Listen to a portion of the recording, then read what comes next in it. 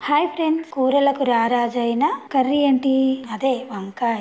ఆ వంకాయ కూరనే ఈ రోజు తయారు చేస్తున్నా. అందుకోసమని ముందుగా ఏం చేసుకున్నానంటే వంకాయల్ని కట్ చేసి ఉప్పు నీళ్ళలో వేసిన తర్వాత 4-5 టమాటాలని ఇట్లా సన్నగా కట్ చేసుకున్నా. తర్వాత కరివేపాకు, కొత్తిమీర, ఉల్లాకు ఇవన్నీ కట్ చేసి పెట్టుకున్నా. ఇప్పుడు ఏం చేస్తున్నానంటే పచ్చిమిర్చి, అల్లం, వెల్లుల్లిపాయలు ఇవి మిక్సీ జార్లోకి తీసుకొని కొద్దిగా రాళ్ళ ఉప్పు వేసి ఇది గ్రైండ్ చేసుకోవాలి. తర్వాత స్టవ్ మీద ప్యాన్ పెట్టుకొని 3 టేబుల్ స్పూన్ల ఆయిల్ వేసుకొని వేడెక్కిన తర్వాత ఒక ఉల్లిగడ్డని కట్ చేసుకున్నా చిన్నగా. ఆ ఉల్లిగడ్డ ముక్కలు వేస్తున్నా. ఉల్లాకు వేస్తున్నాం కదా, అందుకోసమని ఉల్లిగడ్డ ముక్కలు తక్కువ వేస్తున్నాను. ఇట్లా ఉల్లిగడ్డ ముక్కలు వేగిన తర్వాత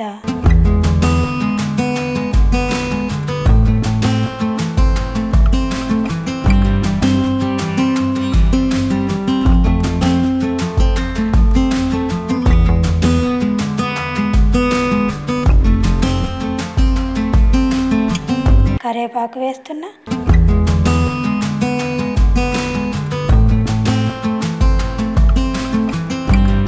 కరివేపాకు వేగిన తర్వాత పసుపు వేస్తున్నా.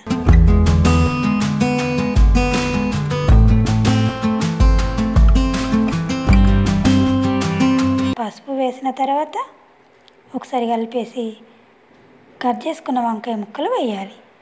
వంకాయ ముక్కలు వేసి బాగా కలపాలి. ఈ వంకాయ ముక్కలు నూనెలో ఫ్రై అయ్యేదాకా మంచిగా మూత పెట్టి కొంచెం సేపు ఫ్రై కానివ్వాలి. కొంచెం సేపు వేగిన తర్వాత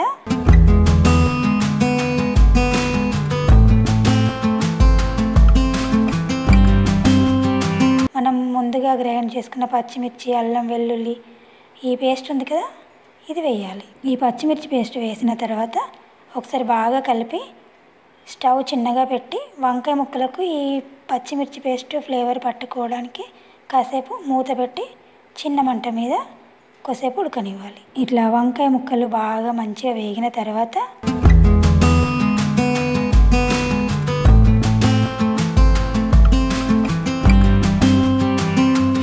టమాటా ముక్కలు వేయాలి. టమాటా ముక్కలు వేసి బాగా కలిపి మూత పెట్టుకోవాలి.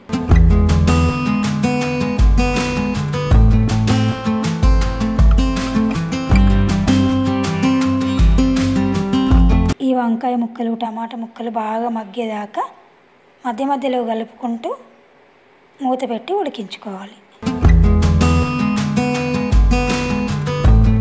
తర్వాత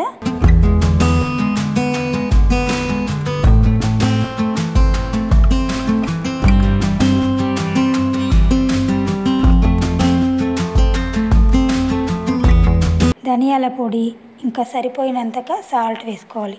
మనం పచ్చిమిర్చి పేస్టులో కల్లుప్పు వేసాం కదా, అది చూసుకొని అవసరమైనంత మేరకు సాల్ట్ వేస్తున్నాను. తర్వాత ఒకసారి కలిపి కర్రీ ఉడికింది అనుకున్నాక పైనుంచి కొంచెం కొత్తిమీర జల్లి ఒకసారి మంచిగా కలిపి మూత పెట్టి 2 నిమిషాలు అట్లా మూత పెట్టి వదిలేయాలి. తర్వాత మూత తీసి చూస్తే వావ్, కూర ఎంత గుమగుమలాడిపోతుందో. వంకాయ కూర అంటే ఇదే కదా అన్నట్టుంది.